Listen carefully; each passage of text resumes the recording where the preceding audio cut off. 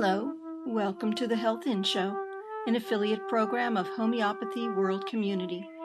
You've come to the right place to tune in and participate with your comments and questions. Love is the greatest healer of all, but sometimes, in order to change our emotions, we must take action in other spheres of our lives. We speak with experts in alternative and complementary health fields and hope you will benefit in some small or great way. Remember, you are wherever your thoughts are. Make sure your thoughts are where you want to be.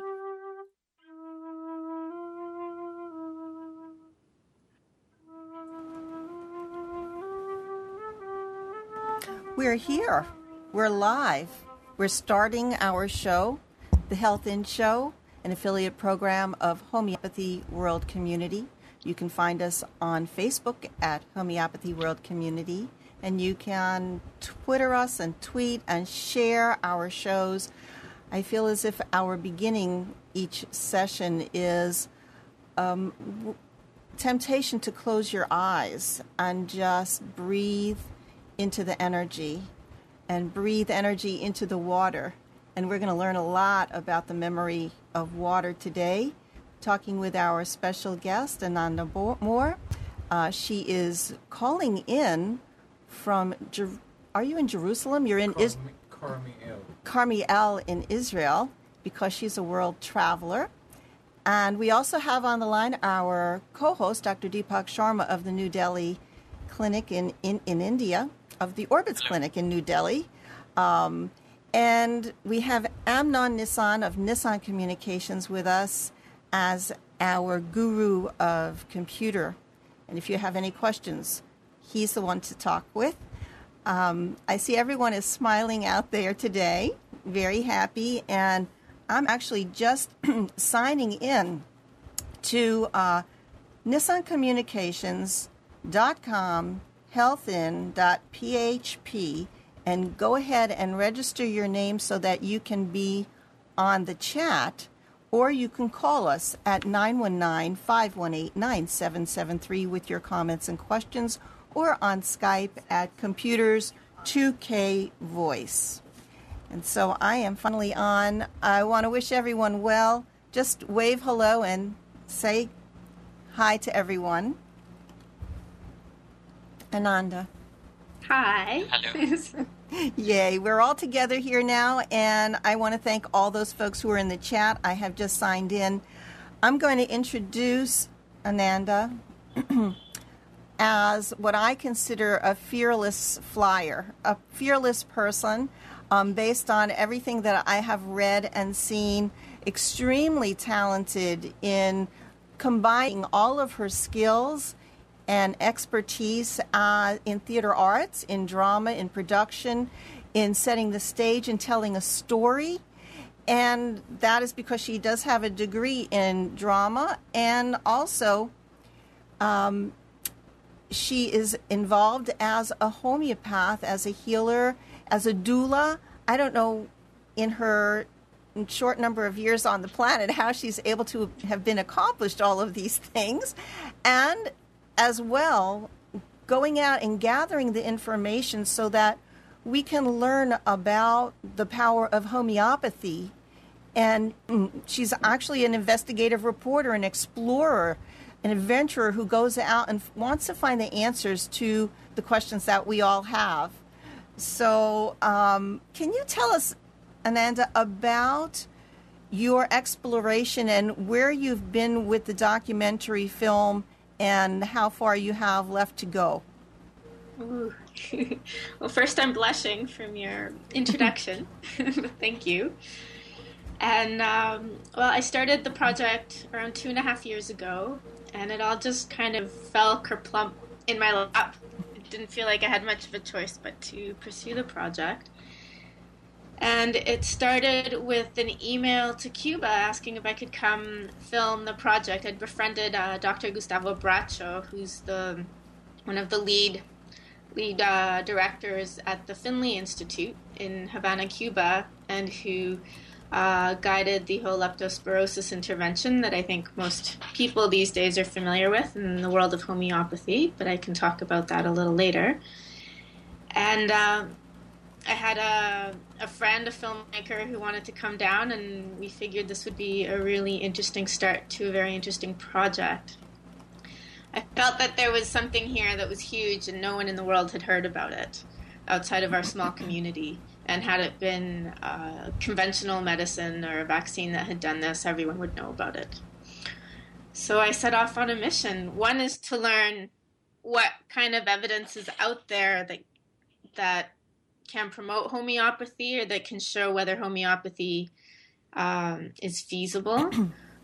And what is there against homeopathy as well. I'm trying to understand if my own practice and my own work and what I've dedicated my life to is just a big sham, a big placebo effect. And if so, why am I doing this?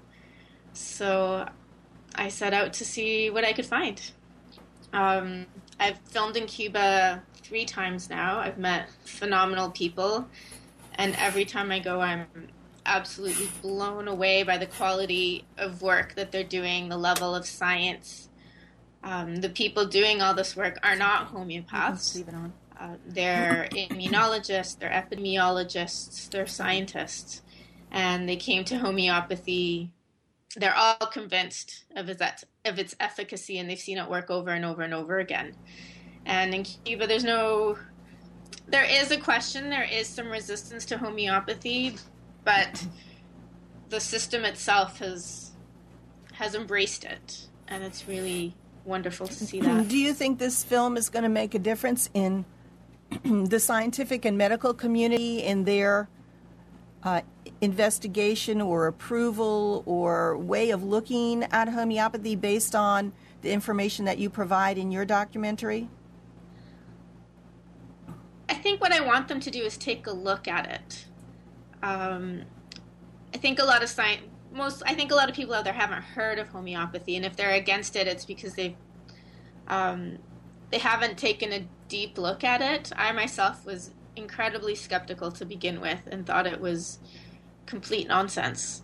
And it wasn't until I was healed, until I saw other people go through changes, that I started to shift my thinking. But I think what I want to do is open up the general public to see what it is, to see that there's more than what mainstream media is feeding us right now, at least in Canada. There's been a lot of anti-homeopathy work in the news, and very little has been given to the other side. We're told blindly that there's no evidence to support homeopathy, and the level of evidence that's requested by the scientific world, modern medicine rarely reaches that level of science and that level of clear-cut information that they're looking for from us. So I think there's a bit of a double standard there, and I think we need to open up our thinking, and hopefully a lot of people don't know what homeopathy is, and hopefully that will open their minds. And right, each person who gives a little bit of information and explains and says that homeopathy is not the same as herbal medicine, it is not the same as supplements or vitamins, or, it is a complete system of medicine. It's holistic, but it also utilizes the very minute power of energetics, of resonance, of substances, and people don't understand it. How are you going to explain that in the documentary? And sometime during today's session, we're going to be able to show a clip from your documentary, which will give the folks an idea of what a superb film producer you are. And I don't think I mentioned that you do live and work in Canada. Let me see. I do have the name of your clinic is riverdalehomeopathy.com. Riverdale Homeopathy. You have a dispensary, a bookstore, a clinic, and it's a place for the community to gather. So, you're just a leader and a hub of information. So, what was I asking you? How were people going to? How was I going to explain what homeopathy is? Yeah. I think that's still part of our challenge. my vision is using some interesting animation in terms of the film. But do you mean technically what it is? Like, what is my vision of how homeopathy works? Is that what you're asking? That sounds like a good question. Why don't you go for that? Oh, because that's what I'm trying to figure out, I guess, in this film.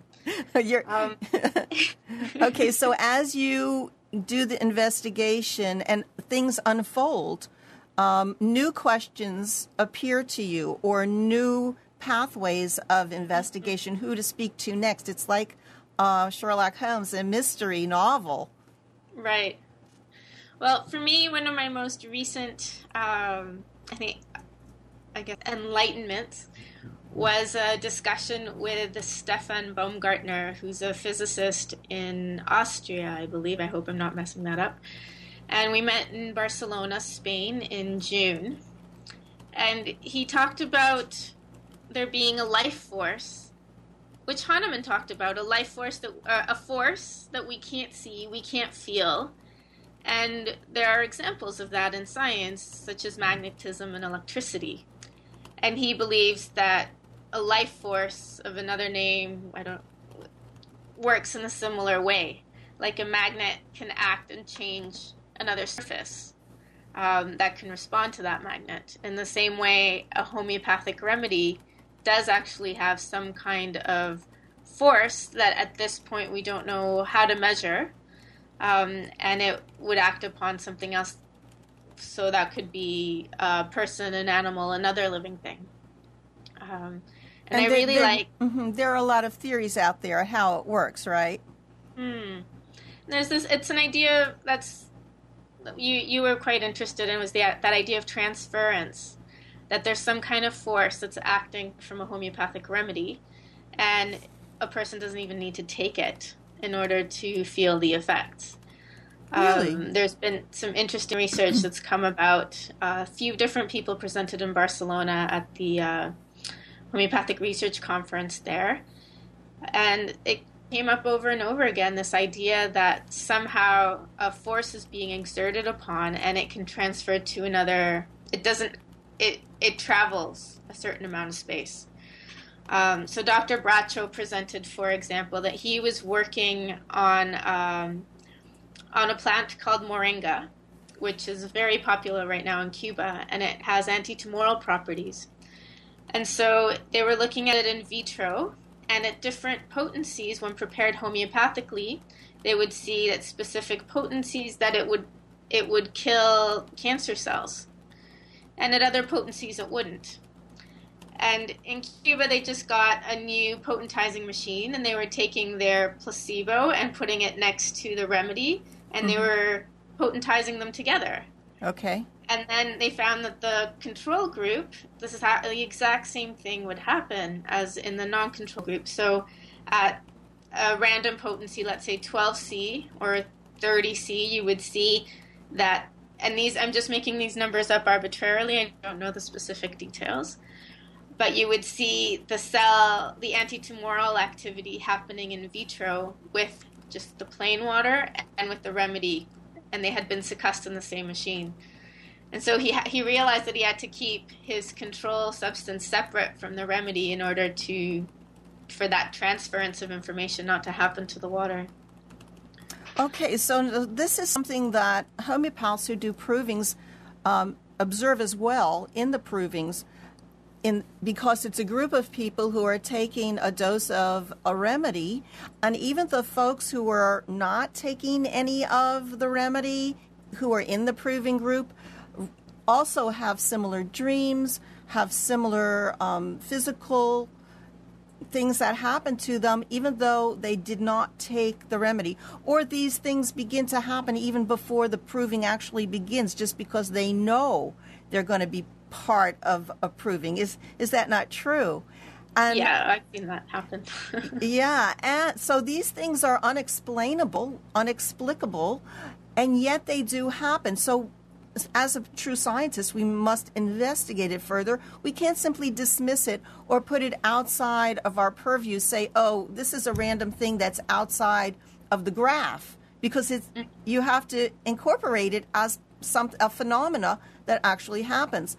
And I think of humans, we are all connected to the planet in ways that we can't even possibly comprehend. Plants have root systems and messaging systems in their roots that feed and talk to other similar plants across the planet. They're like a living whole. We as humans are a living whole. And what somebody in Jerusalem, somebody in Israel is feeling, somebody in Raleigh could be feeling as well, just through, people are doing ESP experiments, extrasensory perception experiments. And I want to make a mention that after today's show, in an hour later, we're going to have a show on Qigong medical healing. So that is potentization of energy too. So I kind of blew you away into another sphere. Take me back to your documentary and other things that you found that really impacted your thinking.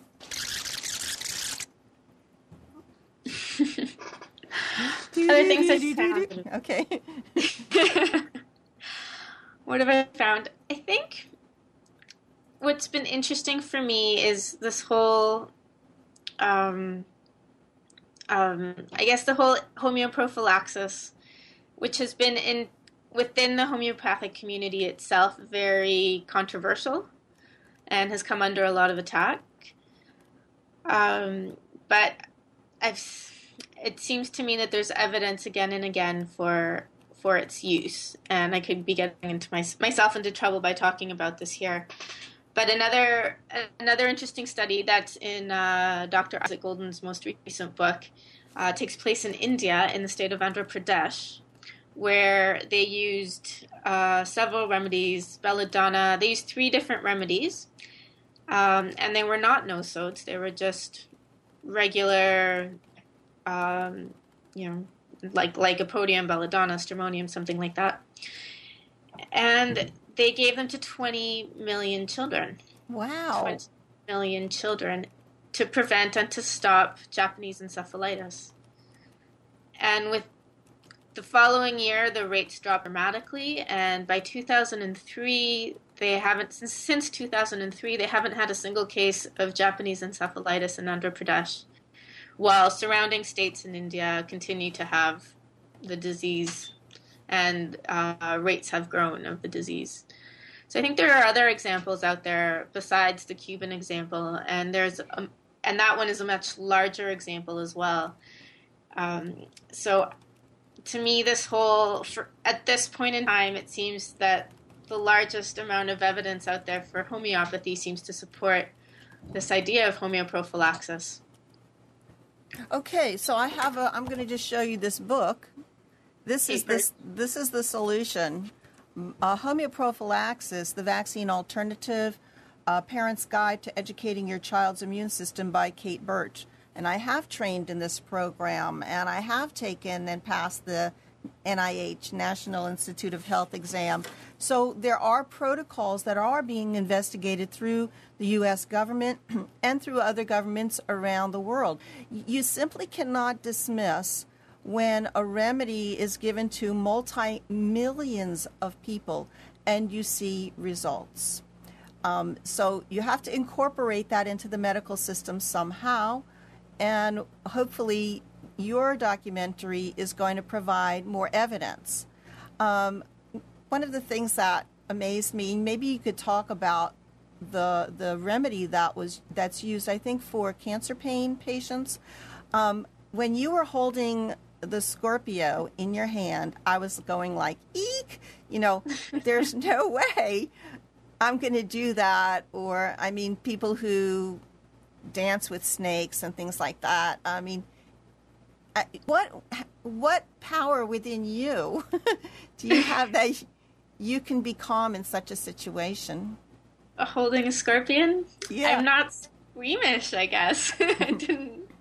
There was no, I wasn't squeamish at all. It didn't bother me. But that was an amazing day, and I'd love to tell you about how I came to learn about this remedy.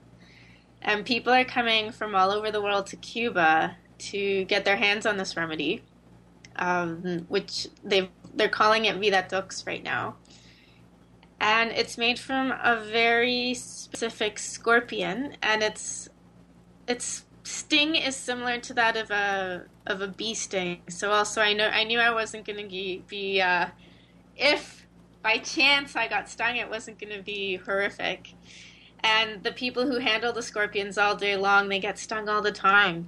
Really? They get Yeah. stung it's like kind of like apiary, the bee sting therapy, so they actually get stronger? I would like to think so. Okay.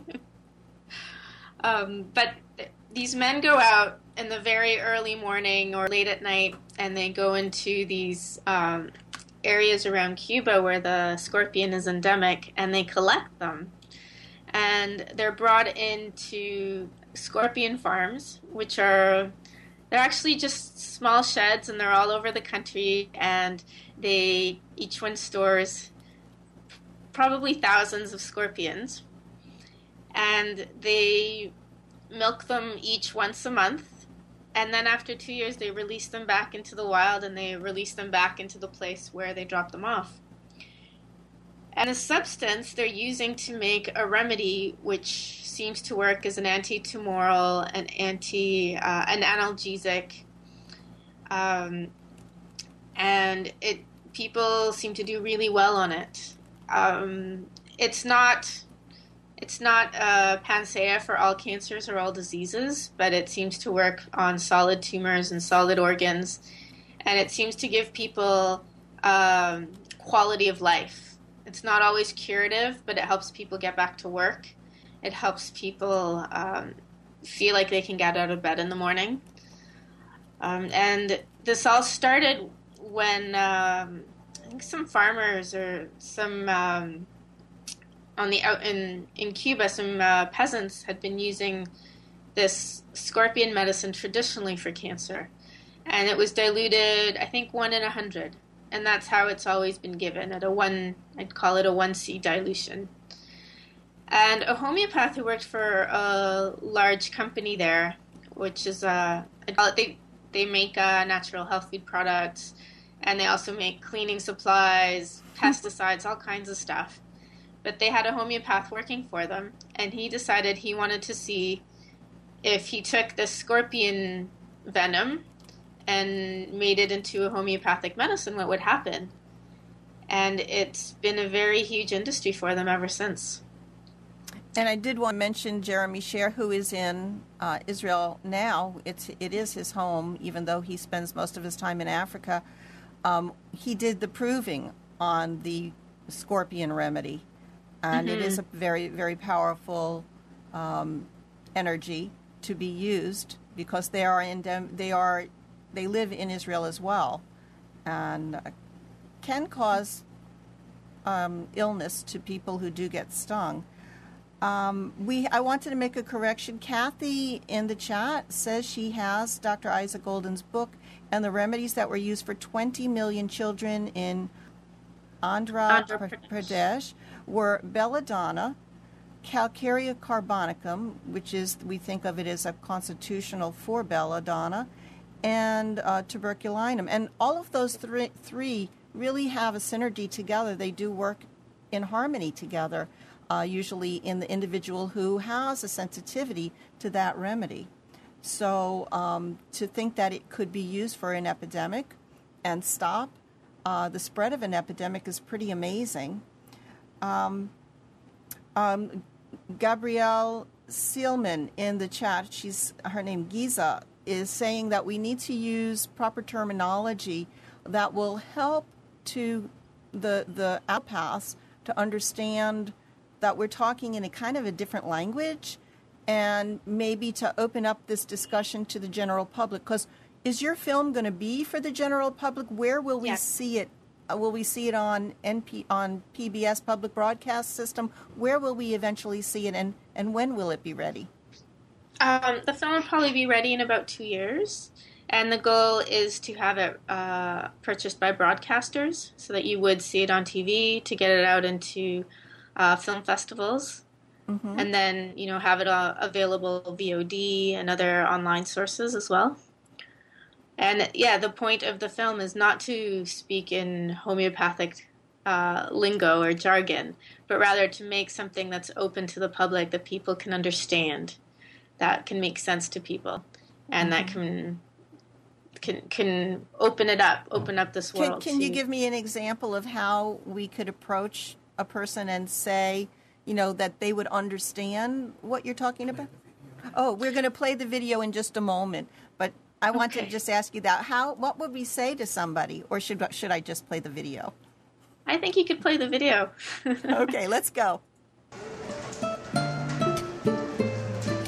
When I first heard about homeopathy, I thought it was one of the dumbest things I had ever heard of. You expect me to believe that if you take a drop of a substance, I don't know, let's say coffee, and you dilute that in 99 drops of water, bang it around a few times, and then you take a drop out of your solution, dilute it in another 99 drops of water, bang it around some more, and then repeat that whole process a couple of hundred more times, you end up with a potent medicine that can cure almost anything that ails you. Yeah, right? Oh, the sound is off, Debbie. Until one day, sick as a dog, a friend offered me some of her magical sugar pills. And within 15 minutes, all my ailments were gone. I was converted. After dedicating my life to homeopathy, I find myself at a crossroads. Maybe I've spent my life doling out placebo. Could it be? I need to find out. Mamá, yo quiero saber de dónde son los cantantes. First, I'm heading to the Finley Institute in Havana, Cuba, to learn why they are using homeopathy. El Instituto Finlay en estos momentos es un centro que tradicionalmente se ha dedicado a la investigación, desarrollo, producción y comercialización de vacunas de uso humano. In 2007, hurricanes decimated the east coast of Cuba. Cayó completico. No hubiera desgraciado para toda la vida. El único que me salvó es la vitrina. Millions of people found themselves facing a deadly epidemic with no viable way of protecting themselves. O sea, en esta carrera contra el tiempo y en esta situación realmente de emergencia en esa región, pues se decidió entonces implementar una estrategia basada en un producto homeopático preventivo contra la leptospirosis.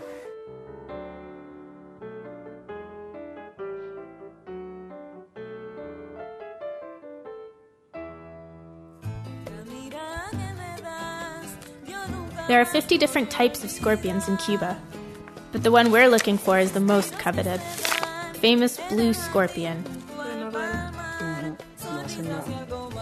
Y ya en el año 2007, nosotros entonces desarrollamos un medicamento homeopático hecho a partir de veneno del escorpión Rhopalurus juncus, un escorpión que es endémico de Cuba, y este medicamento es el que hoy recibe el nombre de Vidatox 30CH. Lo hemos utilizado y sugerido como una terapia complementaria para el tratamiento del cáncer y los efectos del dolor.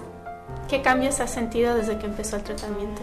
No me siento ese malestar, esos dolores que yo me sentía bajo vientre. Me siento con vitalidad, hago las cosas sin abusar, pero hago las cosas. Esperando ahí, mi vida normal, esperando a alguien que se enamore de mí.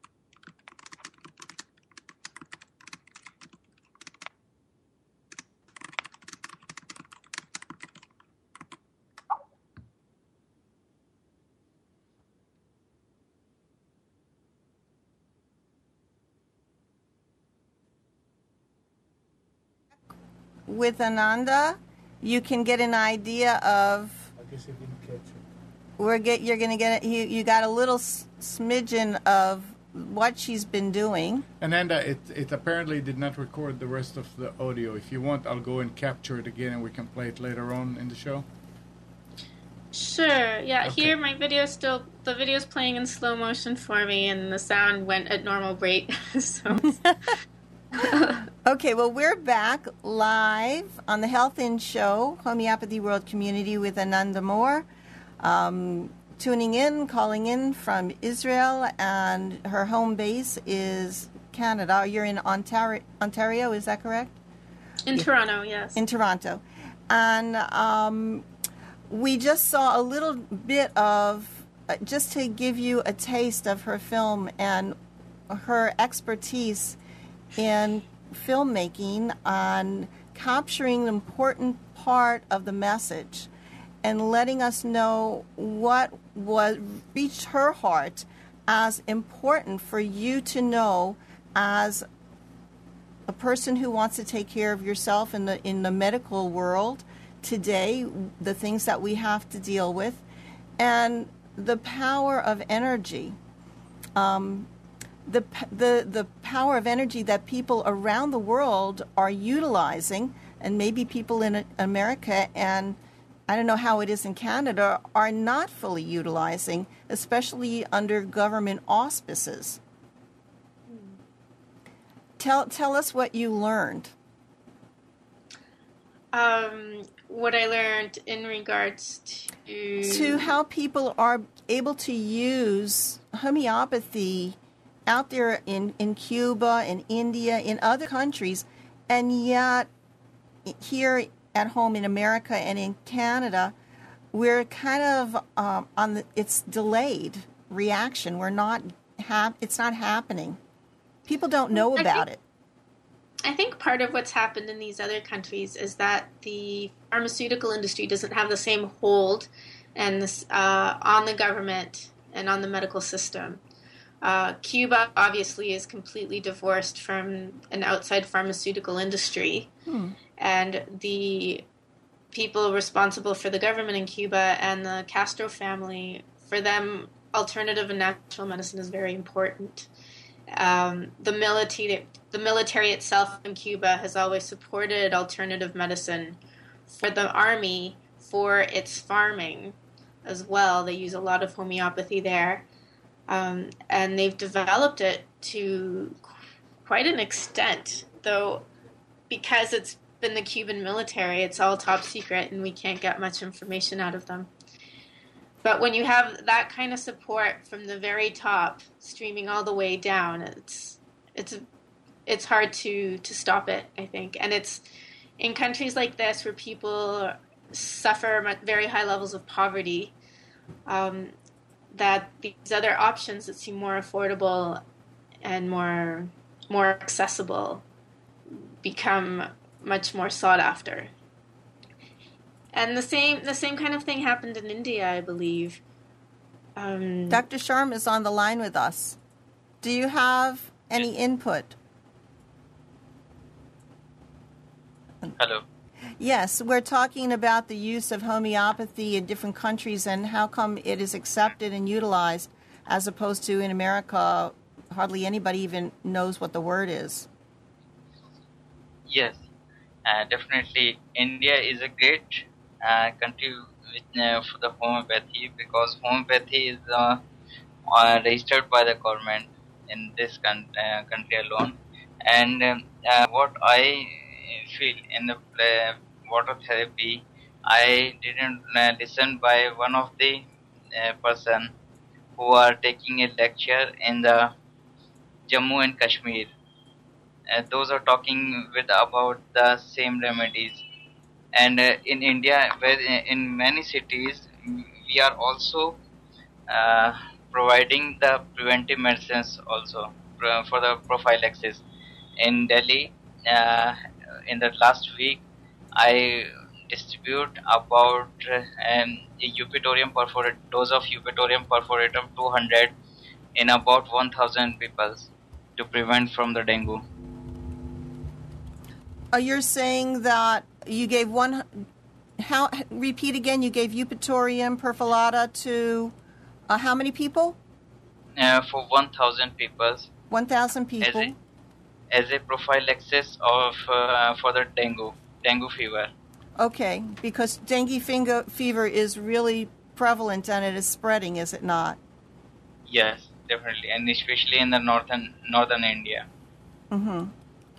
Emergencia. Right. So it sounds to me that the physicians and the government are communicating with each other in India. The people are communicating with each other to get these remedies to people in rural areas and city areas. Yes, definitely. Many of the organizations are working in the rural areas, and the government is also supportive. Many of the government departments is also giving the few doses of Eupatorium perforatum and or any epidemic remedy in the rural areas. Okay. Do we have... Do you want me to start it from the beginning, or do you want me to just start where we left off, Ananda? I don't know where we left off. With the Scorpio. Version of the video. Okay, here. I'm not sure what people saw. En esa región. Millions of people found themselves facing a deadly epidemic with no viable way of protecting themselves. O sea, en esta carrera contra el tiempo y en esta situación realmente de emergencia en esa región, pues se decidió entonces implementar una estrategia basada en un producto homeopático preventivo contra la leptospirosis.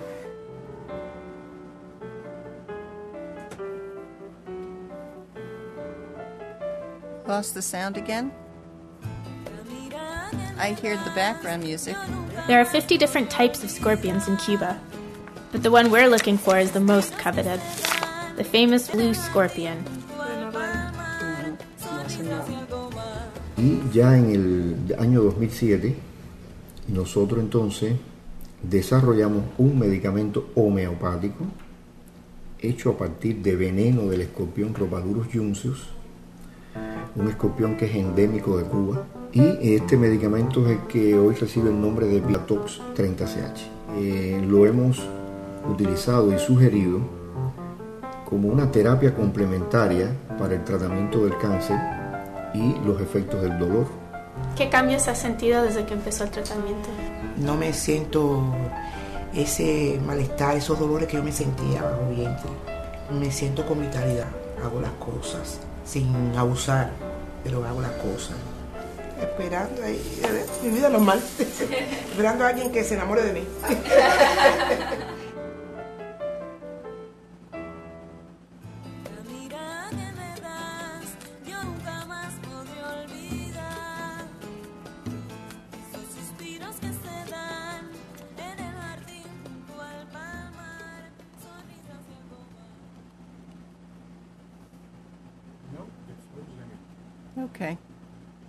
Okay, so they have created this, taken the toxin from the scorpion and made it into an official medicine, Vitatox, that people from around the world are wanting to get to deal with pain from cancer. So this means it shows how powerful these remedies can be. Many times in different governments, perhaps in Europe, in other places, say that you're not allowed to make claims. Homeopaths are not allowed to make claims about homeoprophylaxis or taking care of malaria or cancer or other things, but it's actually happening. How can you refute it? It's like, you wouldn't believe this, but here in North Carolina, the government has put it into law to say that the oceans are not rising. Our shorelines are not rising, and they turned it into a law. Even though if you go and if you were there to measure with a stick, you would see that they are. So It's just control, it's perspective, it's belief, it's a combination of things. What are people different around the world, that they're more open? What did you find? In my experiences right now in terms of around the world are limited to Cuba and India in terms of homeopathy. And I find there that people are just generally more open-minded, and they're more distrustful of Western medicine. They're more aware of the damage. Distrustful. Yeah. Even though they do utilize Western medicine. I think they're also aware of the damage it can cause. Uh-huh. You can fix one thing often. You take a medication and it'll help clear one area, but it causes damage to something else. So tell us, what is your vision for this film? Where do you want to go? What do you want to do next? With the film itself? Yeah, I mean, do you have more research to do? Absolutely. There's a whole lot of research to do. Right now, we're working on raising money. I've got a phenomenal award-winning team put together to help to get this film to completion. But we need to raise the funds in order to continue. Some of my plans include filming in Calcutta, looking at the Banerjee Clinic. And I've chosen that clinic specifically because it's becoming fairly well known for its work with cancer, but because they also see over 1,000 people a day, and they're keeping track. They have a whole lot of data, and they're mining that data to understand the effectiveness of the work they're doing. Their results with the Rust Tox protocol for brain tumors are fairly phenomenal.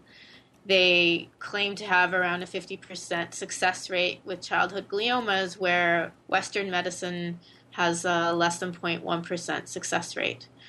So I'm looking for places in the world where they're doing work that's reaching large numbers of people. Also, Africa, I'm hoping to film Jeremy Sher and the work he's doing with his clinics that he's opened all over Tanzania. I think they have around 15 different clinics running now. And they're treating everything, but they're having ridiculous success with AIDS. And they're even following up with actual medical exams and can see in the blood work that the viral load is unobservable anymore in the blood work, where people are only using homeopathy. And their work is giving hope to so many people who can't afford conventional treatment and are losing their lives, to not just their personal lives, but suddenly, women who can no longer work and take care of their children, and so their children are starving. They're able to get their parents back to work and to feed their families. So I think the work they're doing there is quite remarkable. So you have on your agenda to touch base with all of these people who are doing massive homeoprophylaxis, not only preventative but actually amelioration of symptoms in Africa, in India, in Cuba. Are there any other locations around the world where things are going on? Those are the big ones that I know about right now. If anyone has any suggestions, I'm open to them. I know there's a lot of work happening in other parts of Africa. I know there's work happening in the Indian subcontinent and in Latin America as well. But we do have to find our limits. We have a small amount of time to tell a lot of story. And tell us, how can we support you? Where do we have to go? Do you have a Kickstarter? Do you have a crowdfunding? Where do we give you some support? At the moment, people can donate on our website, which is www.thememoryofwater.org. And we should be running either an Indiegogo or a Kickstarter campaign or some kind of crowdfunding campaign in the next few months. I've had two in the past, and I had trouble with Indiegogo because I was raising funds to go to Cuba, and with the American embargo on Cuba, they weren't too appreciative of that. Oh, dear. So I might have to find another source to do my crowdfunding. But that is going to be one area where people can definitely donate online. On the website, you can find there's a donate tab, and if you give through there for a $20 or more donation, you get a copy. I made a short rough cut that has been shown at some conferences telling the story of the leptospirosis intervention in Cuba, and so people will get a free copy of that if they make a donation online. That's wonderful. We really do want to support you in your work, and if anybody is out there listening, please tell people what's going on. I also have my own little campaign going. It's not a fundraiser, it's just information, and maybe this is an idea. On the bottom of my email signature, I'm putting, it says, and I'm going to open up my email, and when it automatically sends out The Untold Story by Gary Knoll. And that is also a documentary, and it highlights what's going on in the medical system today, actual facts that will blow your mind, that you really want to learn about giving vaccines to kids and what's happening in the medical system. So that's one way of getting information out. So please do check that out. And then coming up sometime this week, and I'm thinking maybe I'll do it tomorrow, an interview with Ruthie Scoter-Erie, who is working also in Malawi, Africa, working with Malaria Prevention Project. And it is an amazing interview with her and the work that she is doing with the PC remedies, the Peter Chapel remedies, homeopathically, and getting lots of results, giving these drops to thousands of children and people who have malaria. That's one of the things I've got. And maybe you want to visit Peter Chapel and see what he's doing. What else do we want to learn from you today in the last short amount of time that we have? What did you want me to mention? You wanted me to talk a little bit about the recent labeling that's happening of no-sodes in Canada. Okay. Tell us what's happening. I know that I tweet about stuff and I write articles on Homeopathy World Community. It's kind of frightening when governments take action against homeopaths. Well, I think it all started with, there's a few things. One is homeopathy is being regulated in Ontario. So they're forming a regulatory body as a college of homeopaths to protect the public.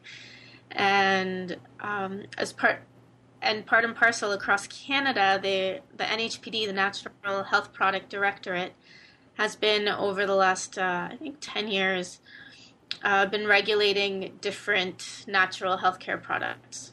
And among those were homeopathic remedies. The way that worked was that pharmaceutical companies could register different homeopathic remedies with the government and in order to get a drug identification number for that product. Not all homeopathic products are eligible. For homeopathic medicine to be eligible for regulation in Canada, it needs to be in the North American Pharmacopoeia. So that automatically got rid of, I'd say, 50% of the remedies we use. On top of that, an organization, a skeptics organization, came up, and they're called Bad Science Watch, and they started a large Stop No-Sodes campaign. And they claim, or their understanding, is basically that by giving no-sodes, regulating no-sodes, and allowing them to be in the marketplace, they're basically saying that homeoprophylaxis is good and we should all be using it. But really, these no-sodes were just regulated as part of our regular homeopathic practice, and they've been in use for 200 years for things that have nothing to do with disease prevention. And they were on the news, they were on the radio, they were in the newspapers. They got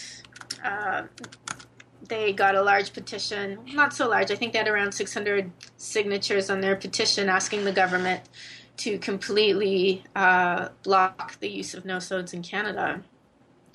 And they didn't get their wish, but the NHPD did agree to put a warning label on all no-sode remedies, saying that they are not intended for vaccination purposes and that they are not replacement for vaccinations.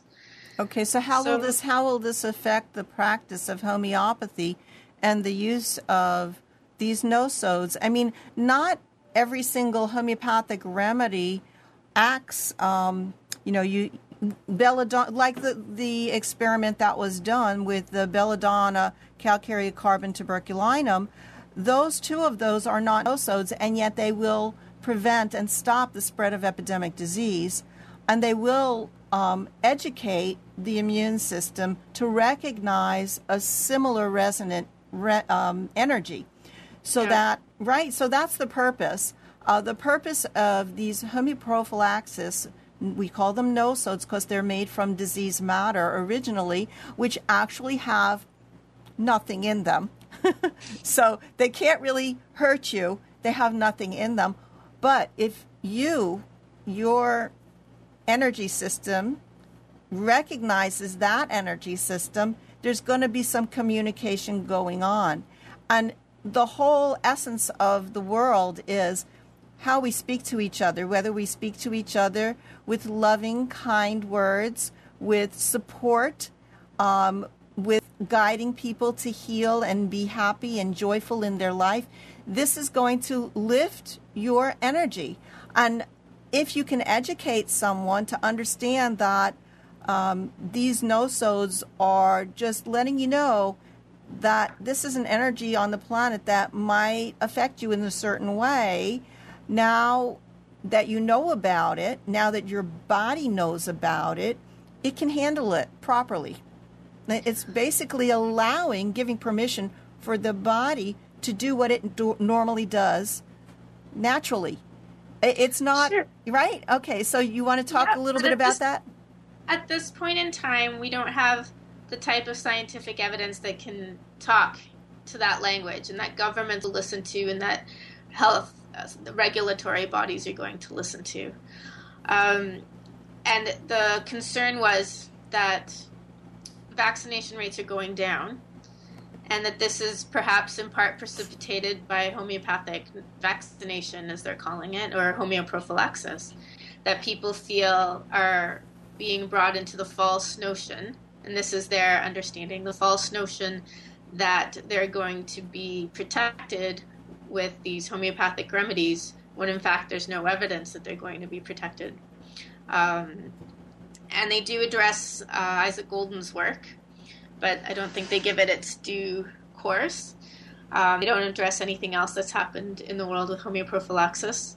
And it's as if they're blaming the reduction in vaccine rates to homeopathy, rather than looking at the fact that the more educated a person is, the less likely they are to vaccinate their children, and that people are afraid of vaccination themselves.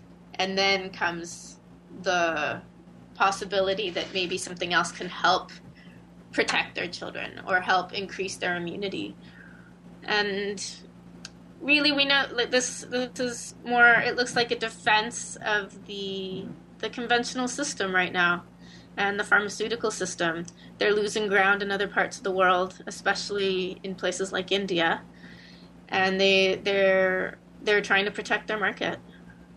Well, really, it sounds like you are passionate about this issue as much as I am. Every Thursday at 1 p.m. Eastern Time, I have a show with Alan Phillips all about vaccines and your rights in America, exemptions and waivers, what you can do, and we incorporate current events about vaccines and what's happening around the globe. I think that, to say and to target homeopaths in regard to this vaccine issue is false, simply because, as you say, the majority of parents who are not vaccinating are the most highly educated.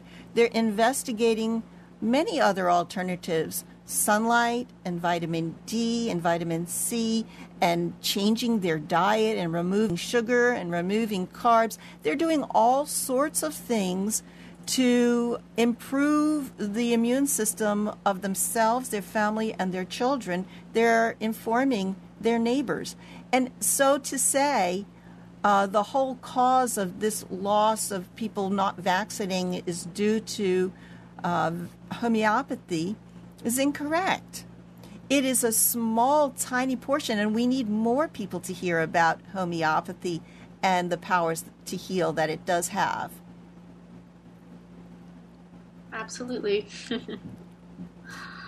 So go ahead. No, what were you going to say? I was just going to say, who else do you want to interview on your for your documentary?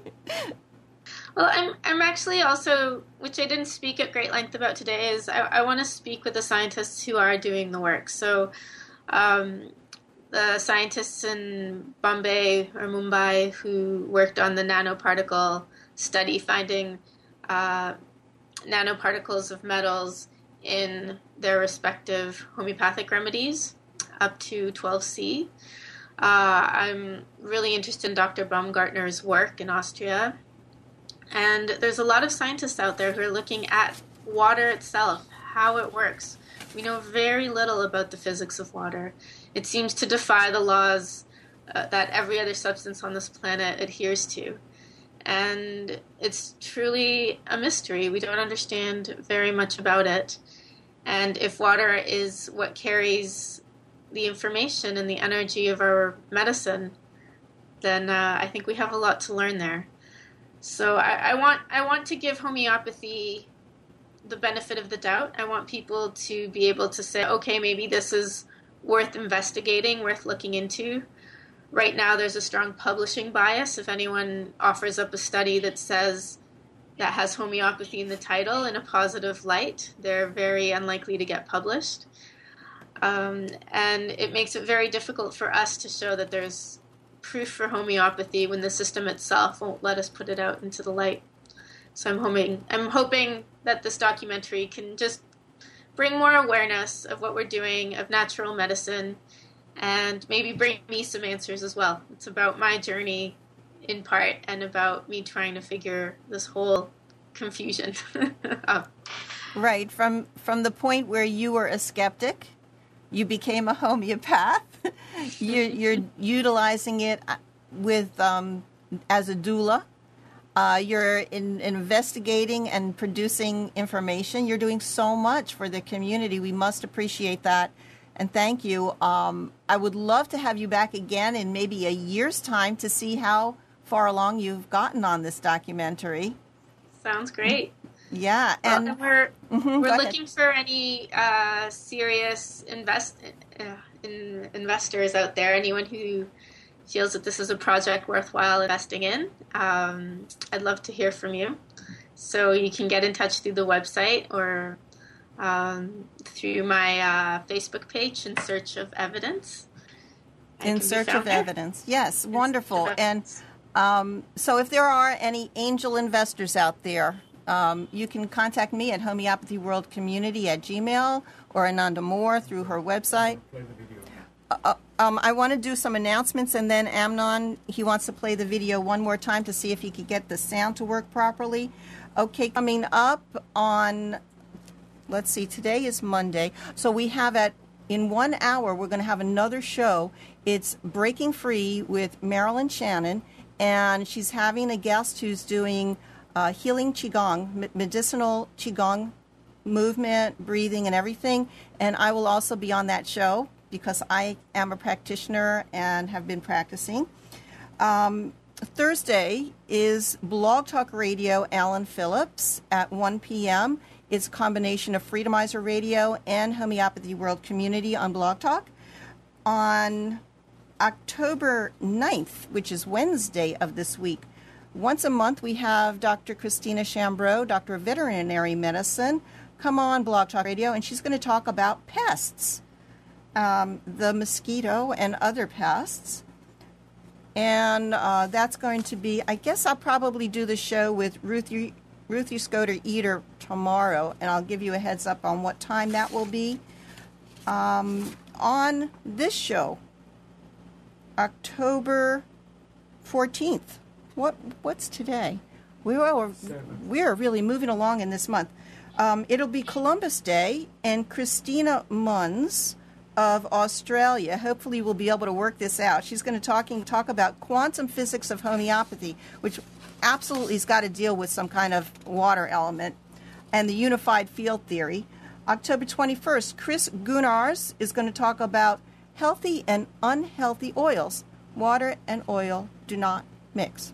Well, what are we going to learn about those properties? October 28th, Amy Rothenberg, the famous Amy Rothenberg, was going to talk about using natural medicine alongside of homeopathy. And November 4th, Karen Allen, the overactive bladder syndrome and incontinence. She is a mentor to me, a beautiful person, and you're going to learn so much. I've got a whole list more. We're filling up the calendar and moving into 2014. Do you have any other announcements? Don't forget, you get a 10% discount on your Full Spectrum Light coupon. And there is someplace up or down. There's a coupon. It's down there, sunshinescience.com. Anybody else want to be a sponsor to our show? We would really appreciate it. It helps us get going here. Okay. Debbie, can I just mention, if the video doesn't work, people can see it online at memoryofwater.org. And if it doesn't work this time, after I converted it to something else, I will post it so people can download it. Great. Thanks, Amnon. So here we go.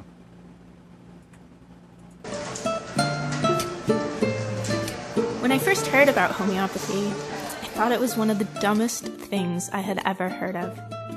You expect me to believe that if you take a drop of a substance, I don't know, let's say coffee, and you dilute that in 99 drops of water, bang it around a few times, and then you take a drop out of your solution, dilute it in another 99 drops of water, bang it around some more, and then repeat that whole process a couple of hundred more times, you end up with a potent medicine that can cure almost anything that ails you. Yeah, right.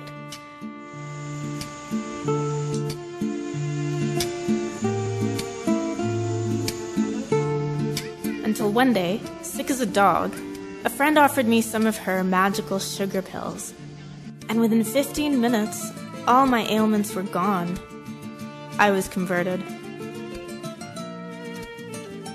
After dedicating my life to homeopathy, I find myself at a crossroads. Maybe I've spent my life doling out placebo.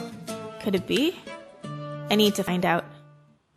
Mamá, yo quiero saber de dónde son los cantantes. First, I'm heading to the Finley Institute in Havana, Cuba, to learn why they are using homeopathy. El Instituto Finlay en estos momentos es un centro que tradicionalmente se ha dedicado a la investigación, desarrollo, producción y comercialización de vacunas de uso humano. In 2007, hurricanes decimated the east coast of Cuba. Cayó completico. No hubiera desgraciado por toda la vida. El único que me salvó es la vitrina.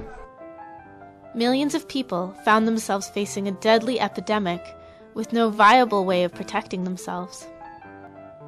O sea, en esta carrera contra el tiempo y en esta situación realmente de emergencia en esa región, pues se decidió entonces implementar una estrategia basada en un producto homeopático preventivo contra la leptospirosis.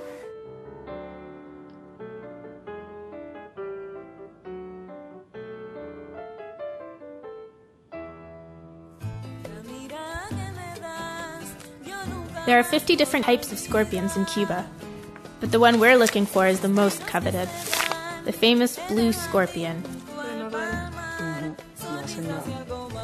Y ya en el año 2007, nosotros entonces desarrollamos un medicamento homeopático hecho a partir de veneno del escorpión Rhopadurus juncus, un escorpión que es endémico de Cuba, Y este medicamento es el que hoy recibe el nombre de Vidatox 30CH. Lo hemos utilizado y sugerido como una terapia complementaria para el tratamiento del cáncer y los efectos del dolor. ¿Qué cambios has sentido desde que empezó el tratamiento? No me siento ese malestar, esos dolores que yo me sentía bajo vientre. Me siento con vitalidad, hago las cosas sin abusar, pero hago las cosas. Esperando ahí, mi vida normal, esperando a alguien que se enamore de mí.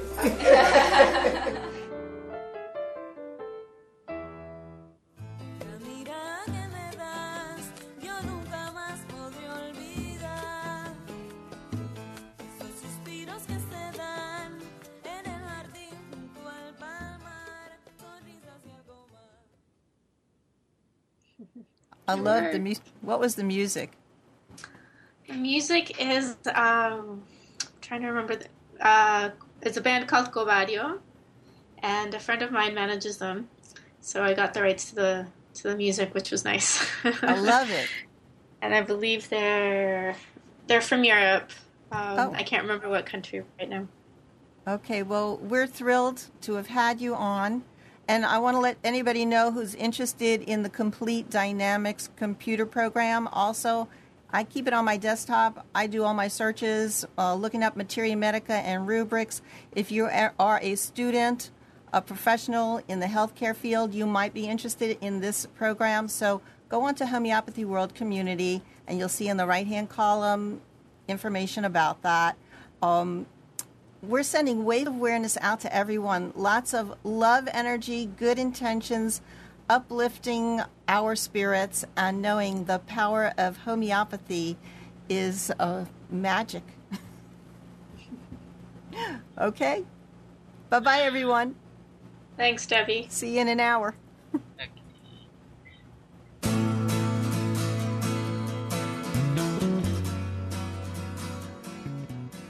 You are tuned to the Nissan Communications Network.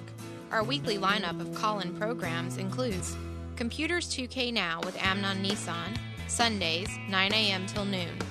Carrie's Psychic Cafe with Carrie Silkowski, Sundays, 8 till 9 p.m. Health In with Debbie Bruck, Mondays, 11 a.m. till noon. Breaking Free with Marilyn Shannon, Mondays, 1 till 2 p.m. Lessons of Vietnam with NCVVI members the second and fourth Wednesday of each month from 7:30 till 8:30 p.m. Reawaken Your Brilliance with Julie Seibert, Wednesdays, 9 till 10 p.m. And if you tuned in too late, you can always watch each program in its entirety or download an MP3 audio file of it at www.nissancommunications.com. Sponsored by ThatVidBlasterGuy.com, CarolinaApparel.com, and DeltaForce.net.